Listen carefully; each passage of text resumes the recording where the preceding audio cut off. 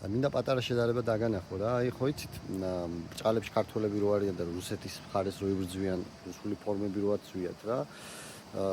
ასევე ხო იცით, რომ ყველა დედისტრაქს აგინებს მათ კომენტარებში და რომ მოკვდება ვიღაც ჩაძაღლდება იქ ფრონტზე, ზაღლი მიაკდა მის სულს რო ამობენ, იმიტომ რომ ქართველად მას არავინ არ აღიქონს და რუსები არიან, ხო?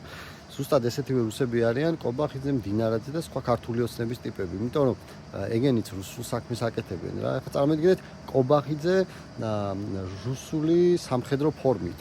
ზუსტად ერთი ეგ არის რა. შეიძლება იარაღით არ დადიოდეს, მაგრამ ბევრად უარეს რუსულ საქმეს აკეთებს, ბევრად უფრო დიდ რუსულ საქმეს აკეთებს. ამიტომ როდესაც ამ ტიპებს წარმოიდგინეთ ამ რუსული სამხედრო ფორმით. და მიხვდებით რა, ბევრი რაღაცის გადაშლა, გადაფუსვლა არ არის საჭირო ამის გასააზრებლად, თუ რამდენად მოღალატეები არიან ესენი რა. ამიტომ ყველას ეგრე ერთი სახელი უნდა დავარქვათ, ესენი არიან რუსეთის მხარეს მებრძოლები რა.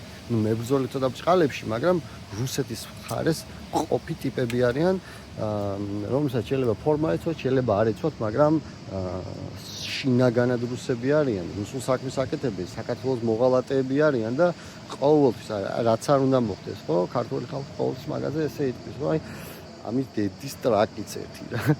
იმიტომ რომ რუსებს ხანერად ვერ დაელაპარაკები, ხო, ელემენტარული. და რა ვიცი,